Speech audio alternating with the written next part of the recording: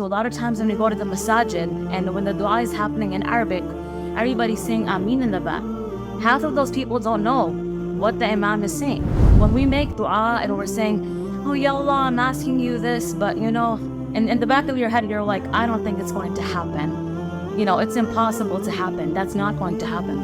Allah subhanahu wa ta'ala doesn't need you to sit on a prayer rug to make dua to Him. Allah subhanahu wa ta'ala also does not need you to wear a hijab on your head to make dua to Him, right?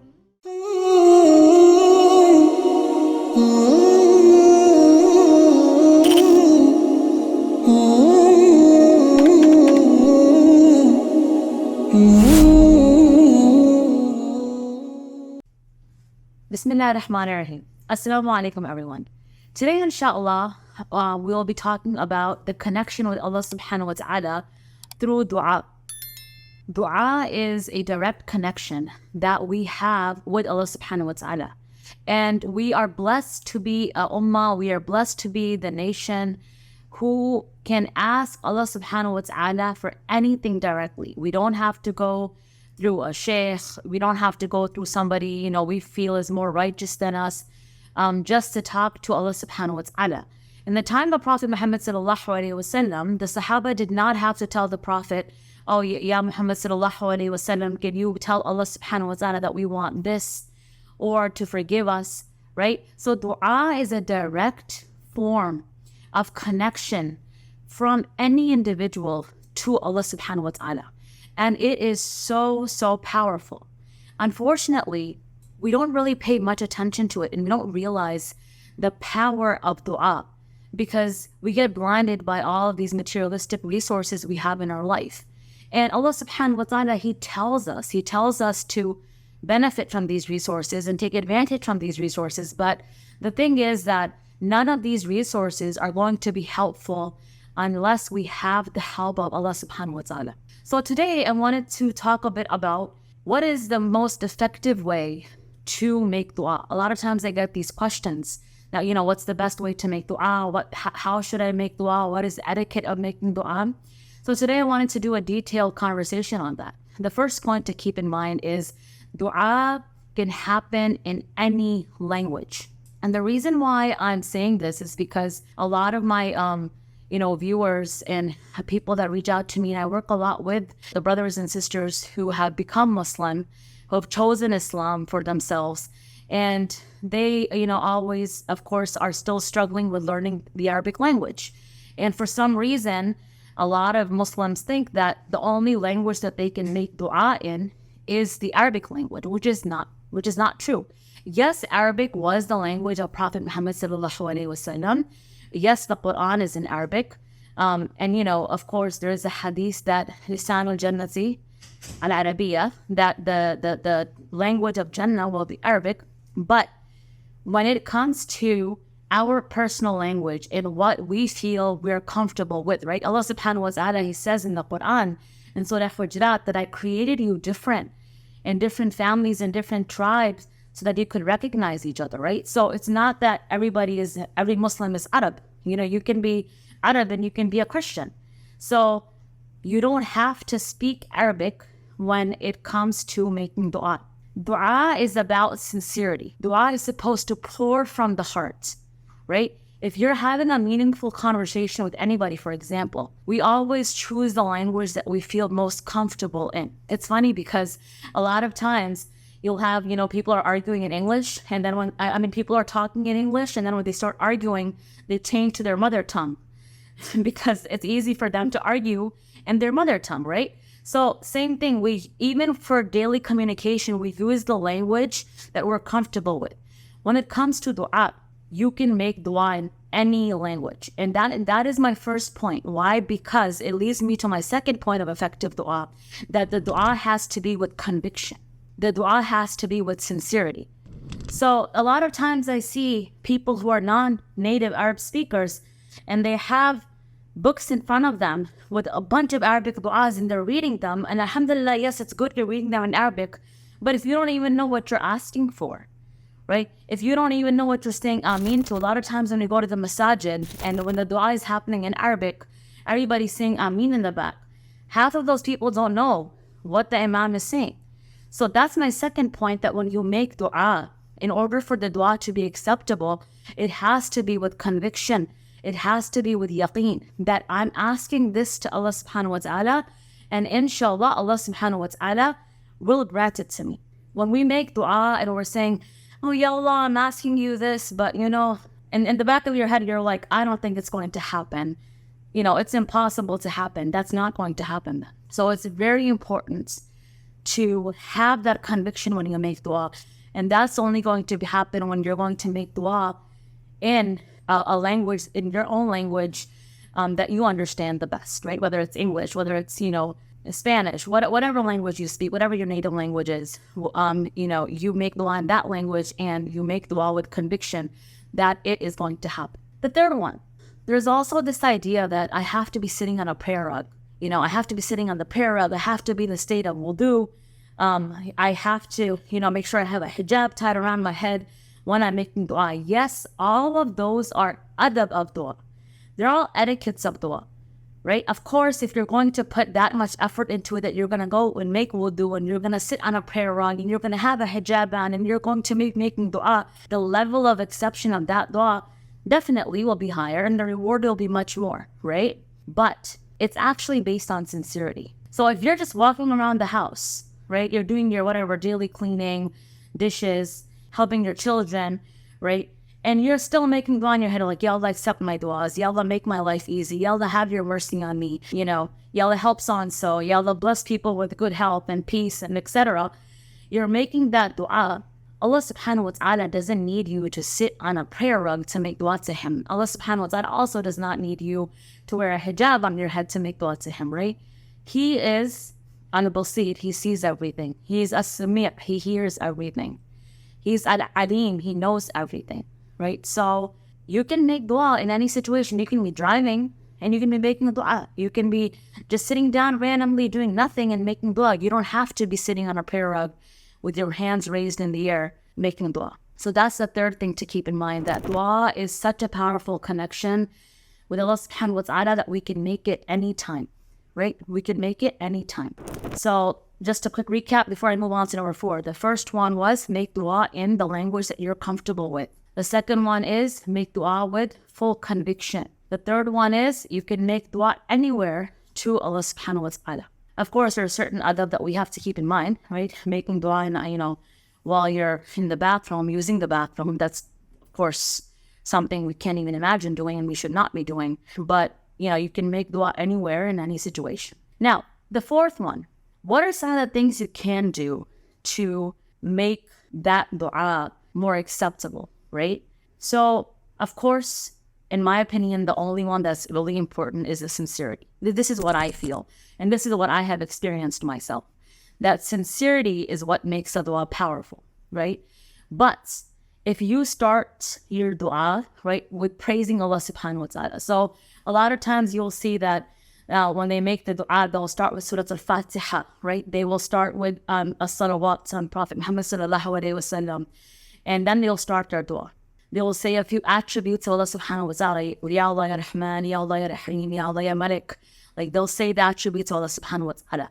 Now, of course you can do that because of course you're praising Allah subhanahu wa ta'ala and then asking Allah for forgiveness and then making dua. So those are the 3 steps.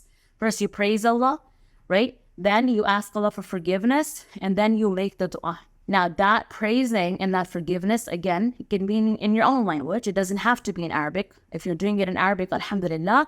If not, that is perfectly fine as well. But that would be a good method of making a long, proper dua. That first you praise Allah subhanahu wa ta'ala, then you ask Allah for forgiveness, and then you ask Allah for whatever you want to ask Allah for, and then you end with His praise again. So kind of like a sandwiched dua, right?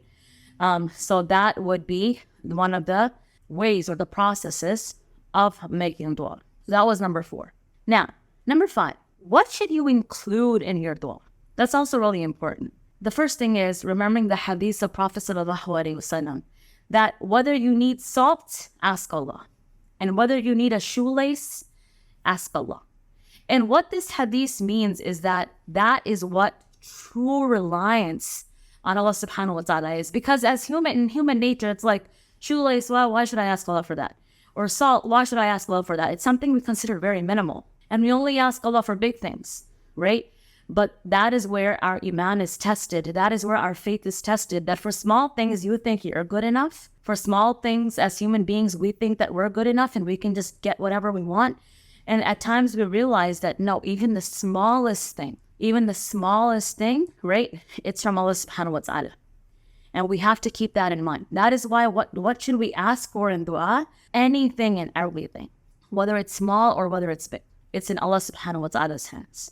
And then also, another thing to keep in mind when making dua and asking Allah for something is to be as detailed as possible. And I want to share the dua of Asiya. I've shared it before, I believe, in another topic, but her dua is in the Quran where she says to Allah, Ya Allah, give me a house in Jannah, and give me a house in Jannah that is close to you.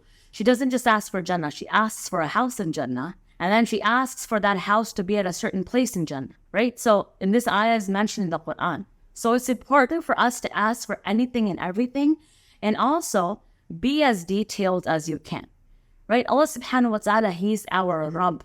He is our caretaker. He is our provider. He is our everything. We're not supposed to be acting like Allah subhanahu wa ta'ala is a being that like we cannot ask Him for anything, right? Allah subhanahu wa ta'ala, He wants us to ask Him for, from forgiveness to mercy to anything that's even abstract or materialistic. Everything is from Allah subhanahu wa ta'ala. So that's why the fifth one is ask Him for everything. Don't save your du'as. Don't choose du'a for something huge. Don't only go to Allah for something big, right? Go to Allah all the time.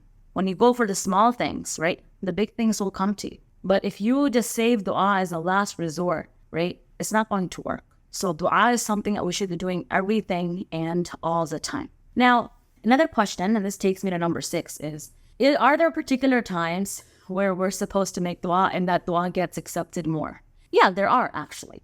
And we should actually take benefit and advantage of these times because Allah subhanahu wa ta'ala has set those times just to have du'as accepted, right? So Laylatul Qadr is one of them, right? The one of the odd nights in the last 10 days of Ramadan.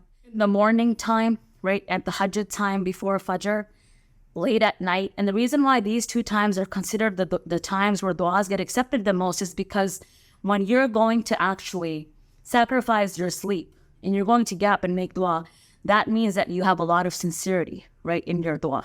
A lot of scholars say that the moment the khatib on Friday, when he sits between the two khutbahs, that moment is a great moment to make dua.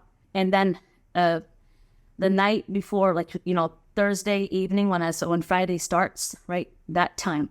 So, and there are many more. When you're fasting, when you're about to break your fast, any dua that you make, most likely will get accepted. So all of these times are available for us to take advantage of. This does not mean that Allah does not accept dua besides these times, right? Allah accepts dua based on sincerity. So dua is not something that we should ignore.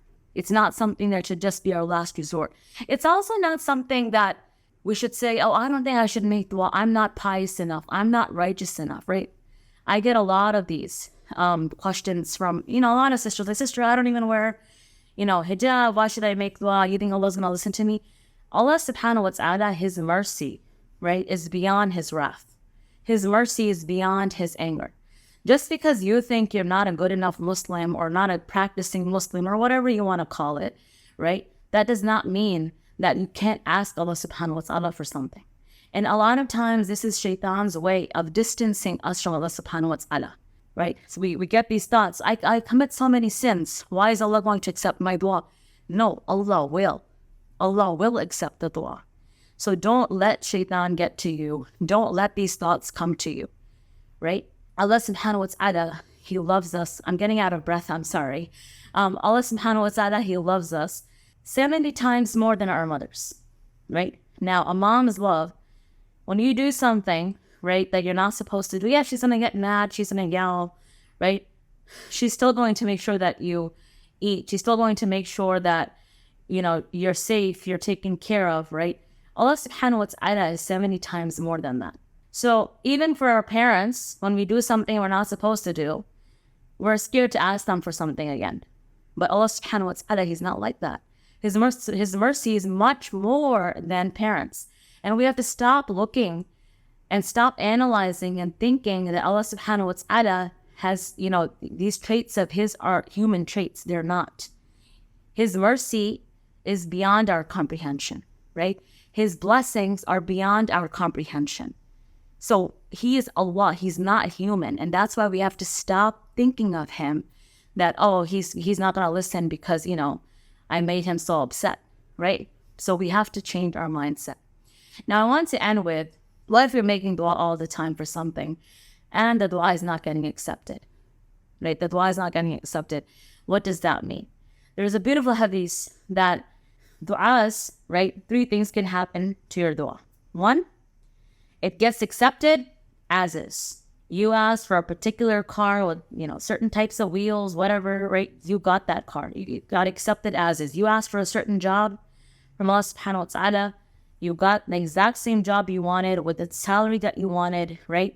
Got accepted as is, alhamdulillah. The second type of dua is, it doesn't get accepted as is, but you got something better, right? You made dua for a certain job, you got a better job. You made dua for a certain house, you got a better house. Whatever, you made dua for something, and Allah subhanahu wa ta'ala, He didn't give you the exact same thing, but He gave you something better, and you are content with it. The third one is that dua that you make and you make and you make, and it never gets accepted, right? For that dua, on the day of judgment, Allah subhanahu wa ta'ala will give that individual something, and that person will say, Ya Allah, what is this for? Why am I getting this reward? And Allah will say, this is for the dua that was not accepted. And the person will say, Ya Allah, I wish none of my duas were accepted, right?